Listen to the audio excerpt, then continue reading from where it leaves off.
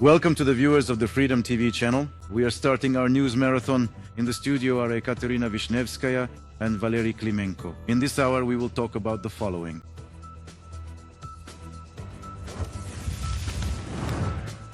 Ukrainian diplomacy for the sake of real security and economic cooperation. President Zelensky is in Syria on a historic visit. What is the strategic significance of the Ukrainian leader's arrival in Damascus?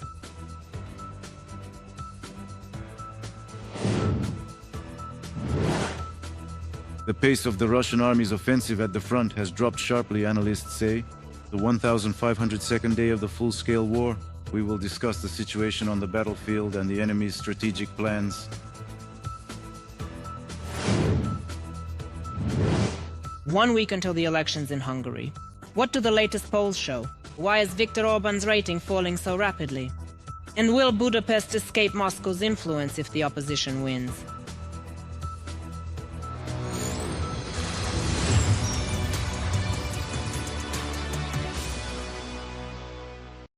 We begin with the latest information.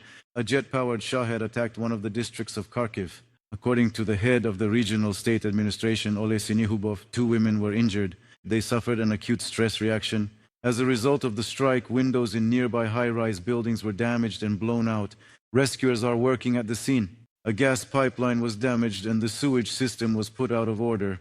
Well, on the night of April 5th, the Russian army also attacked Odessa with drones. As a result of the strikes, 3 people were injured to varying degrees, and significant destruction was recorded in one of the city's districts. According to local authorities, the strike destroyed the facade of a 5-story residential building from the 1st to the 3rd floors. Rescuers urgently evacuated several dozen residents. In addition, walls were damaged and more than 250 windows were blown out in neighboring houses. Cars were also damaged. Fires broke out at the site of the strike and they were promptly extinguished. I have diabetes and, well, my heart started racing. Well, in short, we were in shock. Well, the only thing is that our kitchen windows shattered. We ran immediately. You know, the neighbor helped us. Thank God he came and gathered all these things. Just, you know, a real scare. The children, we have 2 kids, you know. One was sleeping, didn't wake up at all. But the other one was running around all night, terrified. In the Chernihiv region, a man was killed due to Russian drone strikes. This was reported by the National Police.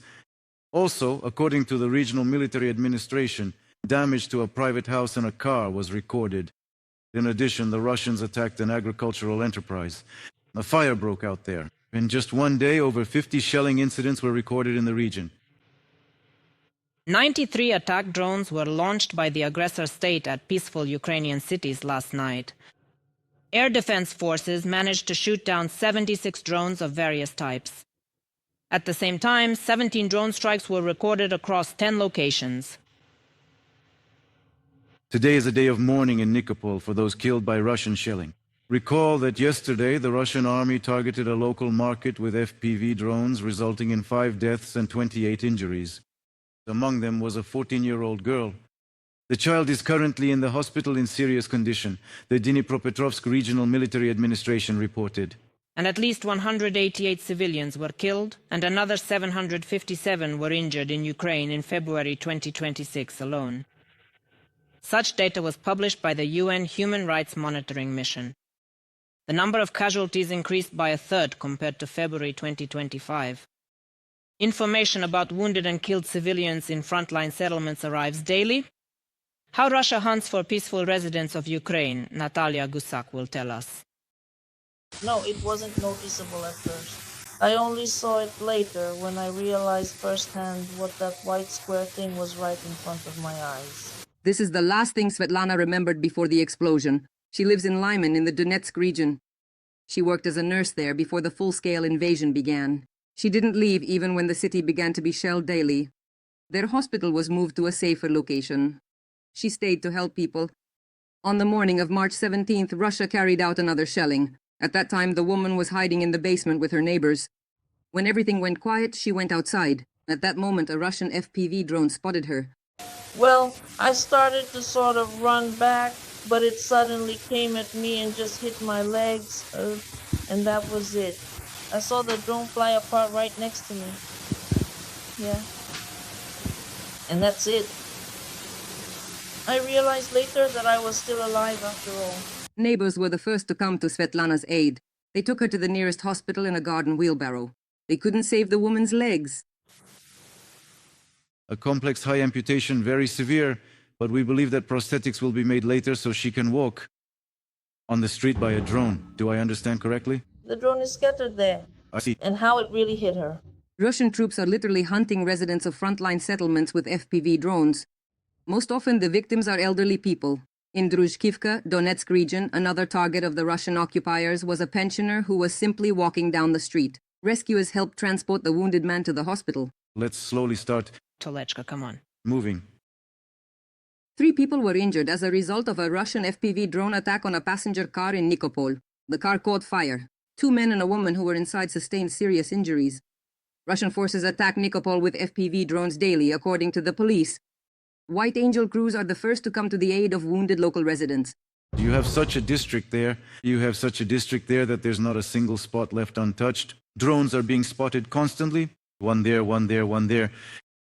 According to the UN Human Rights Monitoring Mission, since the start of the full-scale Russian invasion until the end of February 2026, at least 15,500 civilians have died due to the Russian war against Ukraine. More than 42,000 more civilians were injured. Natalia Gusu, Vladimir Stengolov for the Freedom TV channel. In March, the armed forces of Ukraine destroyed more than 151,000 enemy targets. This was reported by the Ministry of Defense of Ukraine. In particular, 274 Russian air defense systems, 121 multiple launch rocket systems, as well as more than 33,000 enemy UAVs. The Defense Department states that the number of Russian Shahed and Gerbera-type drones destroyed by Ukrainian interceptor drones has doubled. As a reminder, in the last few weeks, units of the Unmanned Systems Forces conducted a series of successful operations in temporarily occupied Crimea and eastern Ukraine. In particular, in early April, the Defense Forces launched a large-scale strike on the peninsula, during which an An-72P aircraft was hit and a warehouse with Russian Orion strike drones was destroyed. And besides that, last night, servicemen of the Unmanned Systems Forces of Ukraine launched strikes on the port of Primorsk in the Leningrad region. Also, explosions were heard almost all night in Kstovo, Nizhny Novgorod region of Russia. There, drones hit the Lukoil refinery, after which a large-scale fire broke out. This was reported by the commander of the Unmanned Systems Forces of the Armed Forces of Ukraine, Robert Brovdy. I should add that these facilities have already been subjected to Ukrainian attacks before.